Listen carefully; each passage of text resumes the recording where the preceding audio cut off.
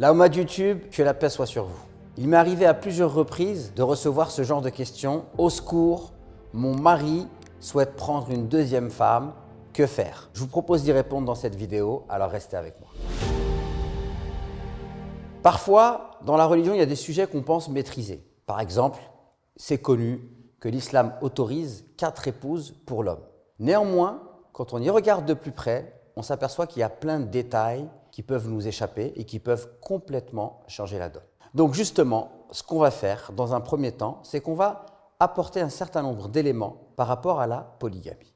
Le premier élément, c'est que l'islam n'a pas instauré la polygamie. La polygamie existait chez les Arabes avant la révélation du Coran. Et d'ailleurs, les Arabes pouvaient avoir beaucoup d'épouses. L'islam est donc venu pour limiter la polygamie, mais également pour la cadrer, en accordant des droits à la femme. Par exemple, celui qui souhaite être polygame, il se doit d'être équitable dans le temps qu'il va partager entre ses épouses, mais également dans les dépenses financières qu'il va devoir faire. Être polygame devient donc extrêmement complexe, voire impossible dans le contexte français ou européen par exemple, puisque le statut de la polygamie n'existe pas. Et donc si un homme se marie avec une femme, il ne pourra pas se marier administrativement avec une deuxième femme et elle ne sera pas reconnue du point de vue de la loi.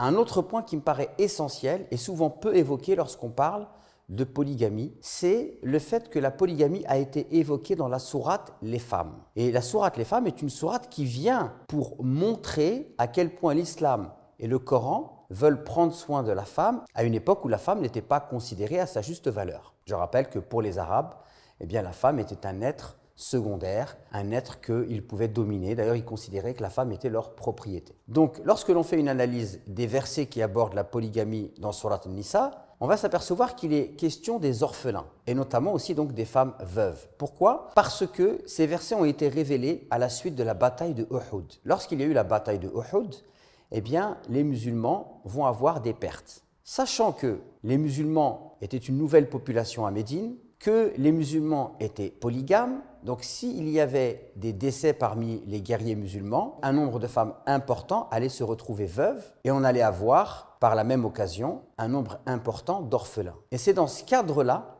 que Allah subhanahu wa ta'ala a évoqué la polygamie. La position qui consiste à dire que la polygamie peut être un bien puisque, en fait, elle permet à l'homme d'assouvir son désir sexuel, sort du cadre de la polygamie telle qu'elle est évoquée par le Coran.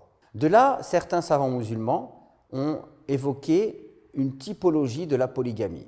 Une polygamie sociale, et là on va dire que c'est une polygamie qui répond à un problème social. Aujourd'hui encore ça peut se produire, j'ai eu l'occasion de voyager dans certains pays d'Afrique, notamment je me rappelle que lorsque j'avais été au Cameroun, c'est la première fois de ma vie qu'on me demandait « Tu es marié ?» J'ai dit « Oui » et on m'a dit « Combien de femmes ?» Et là je me suis dit vraiment que j'étais dans un autre continent. Et moi-même j'ai pu voir dans la société camerounaise que la polygamie, elle est acceptée par les femmes et elle répond à un problème démographique puisque pour un homme à marier, il y a un nombre beaucoup plus important de femmes. Et donc là, la polygamie, elle résout un problème. Donc il peut y avoir cette polygamie sociale, qui peut tout à fait se comprendre dans certains contextes, et la polygamie que j'appellerais la polygamie de shahwa, qui relève du désir sexuel. Et là, je trouve personnellement cette polygamie comme sortant du cadre de la polygamie véhiculée par l'islam. D'ailleurs, celui qui dit qu'il souhaiterait avoir une autre femme pour assouvir ses désirs sexuels, alors que dirait-il, lui, si une femme mariée lui disait qu'elle n'est pas satisfaite de son mari?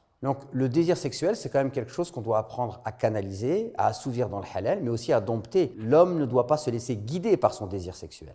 Surtout, restez bien jusqu'à la fin de la vidéo, car je répondrai précisément à la question suivante. Que doit faire une femme dont le mari souhaite prendre une deuxième épouse?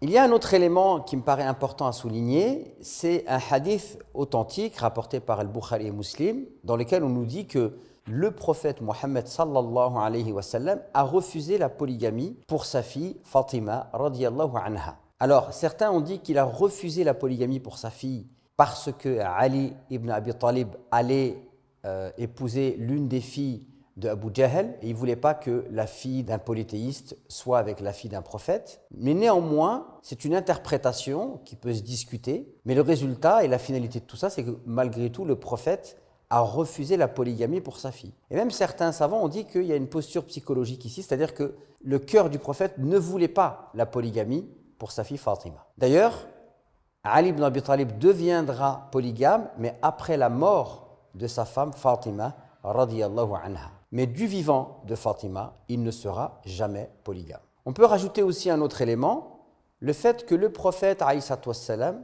a été marié longuement à Khadija sans être polygame.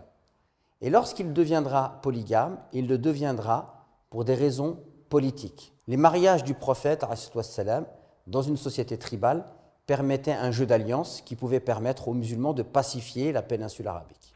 Par rapport à la polygamie, il y a une parole d'un shir que j'ai trouvé très intéressante. Ce shir, c'est un muhaddith, c'est-à-dire spécialiste du hadith, et il s'appelle Sheikh al-Albani, Sheikh Mohammed Nasruddin al-Albani, rahimahullah. Et par rapport à la polygamie, il nous dit « La polygamie est une chose qui est instituée en islam, et il explique qu'il ne la conteste absolument pas. Mais il dit en substance qu'aujourd'hui, elle est très mal acceptée, même dans les sociétés arabes.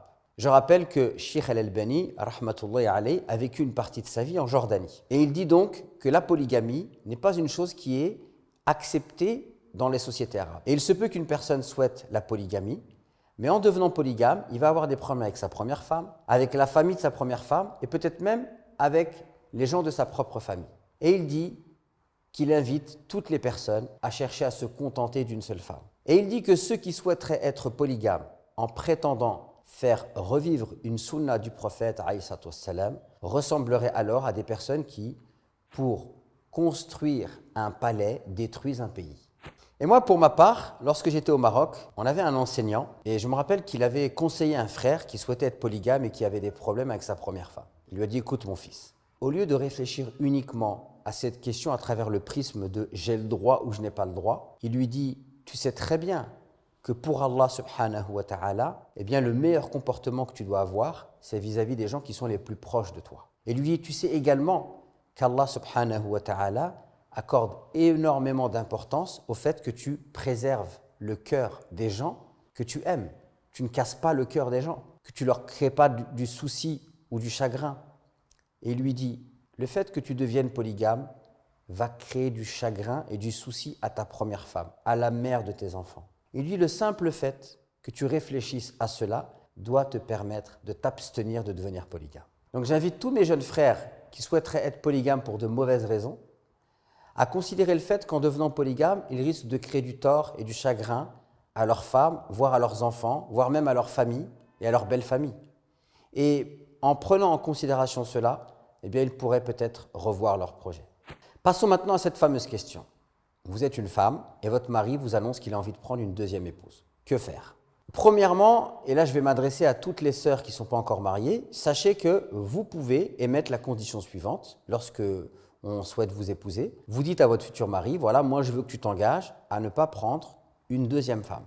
Je veux que tu t'engages à ne pas devenir polygame. Certains savants ont discuté de la validité d'une telle condition. Certains savants néanmoins, comme Cheikh el-Islam ibn Taymiyyah, on dit que la femme pouvait proposer cette condition et si par la suite le mari ne souhaite pas respecter cette condition, alors la femme a une raison valable pour pouvoir demander le divorce. Tout ça pour vous dire que si votre mari souhaite épouser une deuxième femme, alors il faut être clair sur les options qui s'offrent à vous. La première, c'est l'acceptation. La deuxième, c'est le divorce. Et en attendant d'être confronté à l'une de ces deux options, c'est d'entamer une discussion profonde avec votre mari.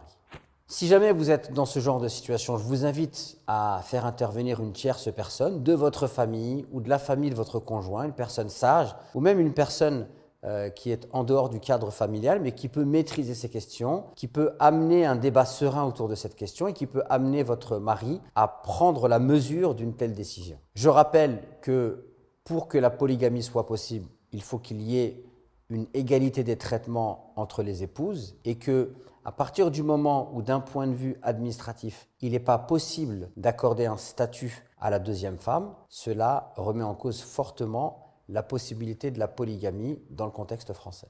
Voilà, j'espère que cette vidéo vous aura apporté quelques éclaircissements sur cette question qui est extrêmement délicate. Je vous dis à très vite pour de nouvelles vidéos.